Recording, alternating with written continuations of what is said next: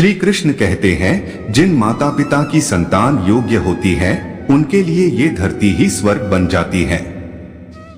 संतान को योग्य बनाने के लिए माता पिता को भी कठोर परिश्रम करना पड़ता है। समय आने पर त्याग भी करना पड़ता है। संतान की परवरिश ठीक उसी तरह से करनी पड़ती है जिस प्रकार से एक किसान अपनी खेती की देखभाल करता है और सर्दी, गर्मी तथा बरसात से फसल को बचाता है। श्री कृष्ण कहते हैं, संतान को योग्य बनाना है तो माता पिता को गंभीर होना चाहिए। जो माता पिता संतान की शिक्षा, संस्कार और भविष्य को लेकर गंभीर और जागरूक नहीं होते हैं, उन्हें दुख उठाना पड़ता है। श्री कृष्ण कहते हैं, संतान को संस्कारवान बनाना चाहिए। जो माता पिता अपने बच्चों को अच्छे संस्कार प्रदान करते हैं वे सम्मान और आदर प्राप्त करते हैं। संस्कार से ही गुणों में वृद्धि होती है। संतान का बौद्धिक विकास तेजी से होता है। बच्चों में अनुशासन की भावना जागृत करना बहुत ही आवश्यक है। भवन की नींव यदि मजबूत नहीं है तो इमारत की मजबूत होने का दावा नहीं किया जा सकता है। इसी प्रकार से आरंभ से ही यदि बच्चों को अच्छी आदतों के लिए प्रेरित न किया जाए तो आगे चलकर मुश्किलों का सामना करना पड़ता है। अनुशासन की भावना समय के महत्व को बताती है। सफलता में समय की अहम भूमिका मानी गई है। श्री कृष्ण कहते हैं, संतान को सदैव अच्छी शिक्षा दिलाने के लिए प्रयास करना चाहिए। शिक्षा दिलाते समय योग्य शिक्षक, संस्थान का चयन भी आवश्यक है। बच्चे की नींव को डोट मजबूत बनाने के लिए आरंभ से ही अच्छी शिक्षा दिलाने के लिए माता पिता को गंभीर होना चाहिए।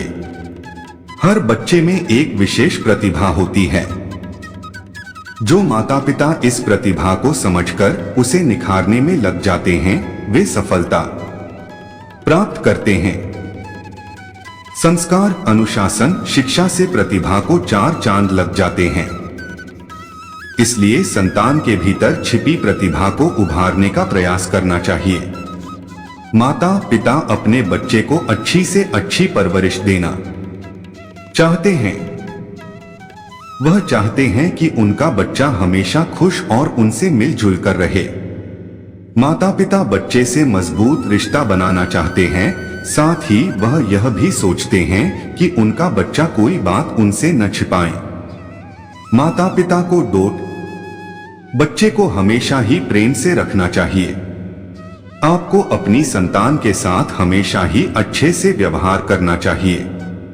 कभी भी यह न समझें कि आपने उन्हें जन्म दिया है तो उनके ऊपर आपका हक है। बच्चों के साथ अच्छे से सभी पल का आनंद ले। श्री कृष्ण कहते हैं, माता पिता अपने बच्चे को छोटी उम्र में ही ज्यादा से ज्यादा ज्ञान देना चाहते हैं। ऐसा करना गलत होता है। बच्चे को समझदार बनाने के चक्कर में उसके ऊपर नई चीजों को डोट सीखने का दबाव न बनाएं। बच्चे के लिए घर में खुशनुमा और अच्छा माहौल बनाकर रखें। श्री कृष्ण कहते हैं, माता पिता को बच्चों का दोस्त बनकर रहना चाहिए। अगर माता पिता बच्चे के साथ दोस्त की तरह व्यवहार करेंगे तो वह कभी भी कोई बात माता पिता से नहीं छिपाएगा। बच्चे को अपनी बात कहने पर कभी भी डांटना नहीं चाहिए। ऐसा करने से वह कोई भी बात नहीं कहेगा। माता पिता अक्सर अपने बच्चों के माध्यम से अपने सपने सच करना चाहते हैं। हालांकि अपने बोझ को बच्चे के कंधे पर डालना गलत होता है।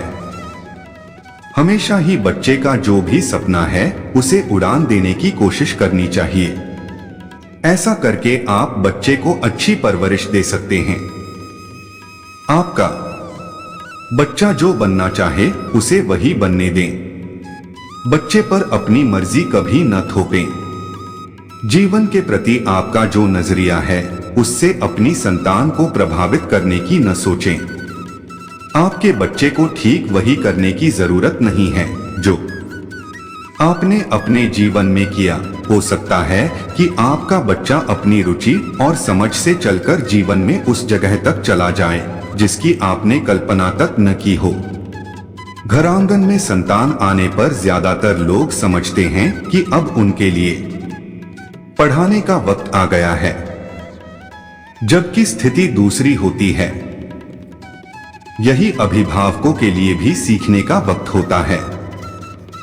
एक छोटा बच्चा जीवन के प्रति ज्यादा सकारात्मक नजरिया रखता है। यही वजह है कि वह ज्यादा खुश रहता है। इसलिए उससे सीखने की कोशिश करें।